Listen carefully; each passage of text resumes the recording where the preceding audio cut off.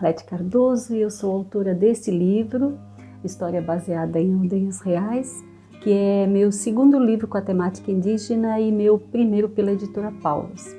Eu nasci em Itajaí, Santa Catarina, vim para Joinville bem menina, sou casada, tenho 3 filhos, moços, um netinho agora. E desde que eu entrei na escola eu passei a amar a palavra escrita. E eu passei também a sonhar em ser professora e escritora, embora eu nunca tivesse tido contato com nenhum escritor. Eu achava mesmo que eles eram de outro planeta, né? Tamanha admiração pela palavra escrita, pela fotinho que eu via nos livros.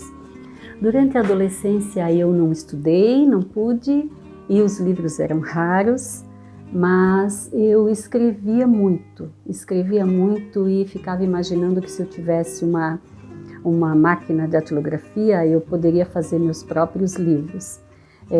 Quando eu voltei a estudar, eu escolhi pedagogia e durante 24 anos eu atuei em sala de aula e em bibliotecas, e numa dessas passagens pela biblioteca pública eu ajudei a criar 2 instituições literárias, a Confraria do Escritor e a Associação das Letras.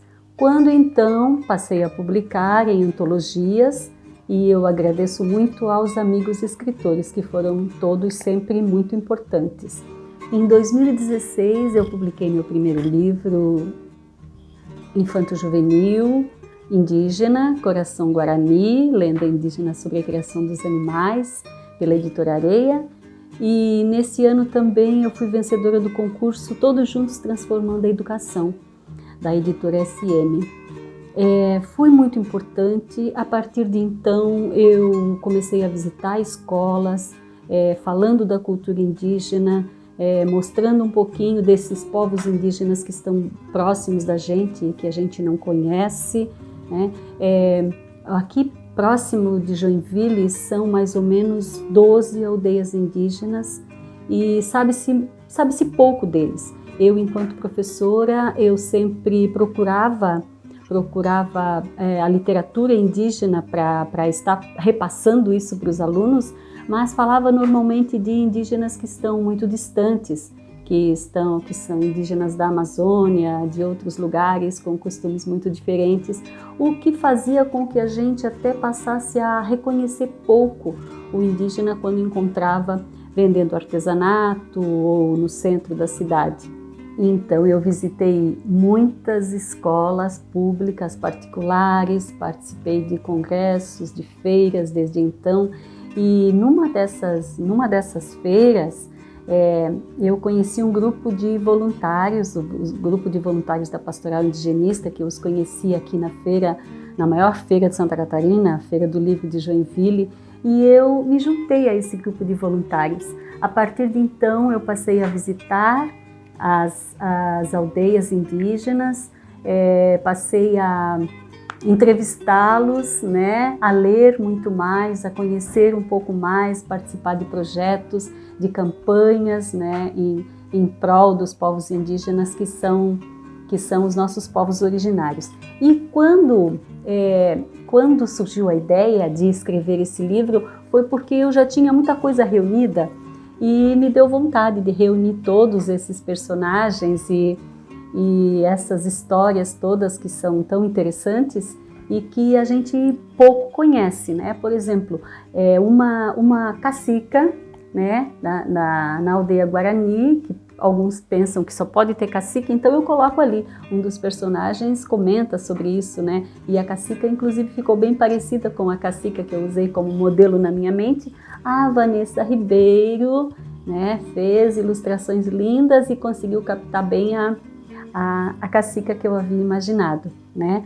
Tem uma parte desse livro que eu gosto muito, uma ilustração em especial, que é quando a professora, porque também fui, então sempre me encanto com isso, a professora está sentada, né, numa roda, e os alunos estão com ela, e ela começa a comentar sobre o descobrimento do Brasil, sobre o que aconteceu, né, com base nas coisas que a gente agora sabe, né? Então tem esse trechinho que eu escrevi, que eu gosto e que diz assim: eles se sentam em troncos, nas raízes das árvores e em cadeiras por ali esquecidas. Aquecidos pelo sol da manhã e desafiados pelas professoras, passam a contar como imaginam que será a aldeia no futuro. Compartilham as visões dos antepassados, também sonhos recém-nascidos. Animados, mas sempre falando baixo, lembram-se de músicas e de brincadeiras. E nasce tímida, a princípio, uma roda de canto, depois de dança em que pequenos pés ritmados passam a bater de leve no tambor da barriga da terra, que vai vibrando, crescendo, envolvendo o mundo todo. E ali, sob um teto azul e verde, a terra sem males é real. Eu gosto desse trecho porque ele junta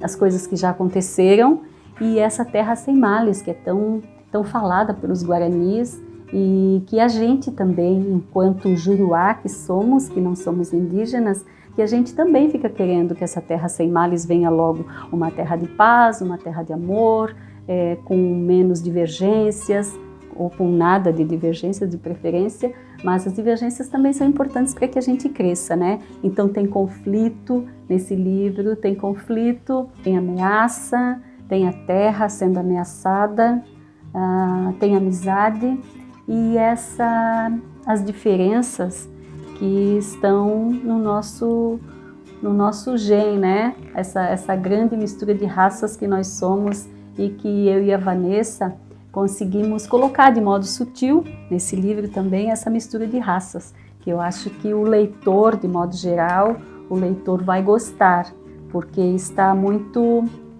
muito leve e ao mesmo tempo muito verdadeiro. Então eu estou muito feliz com esse livro.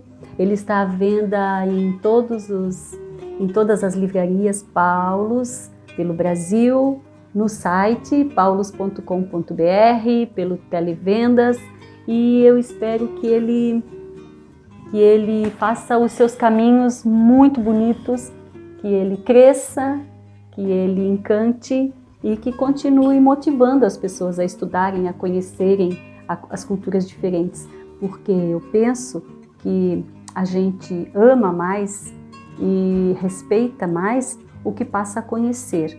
Então, esse foi meu objetivo, que as pessoas conheçam para que amem mais o diferente. Tá bom? Uma boa leitura a todos, um grande abraço.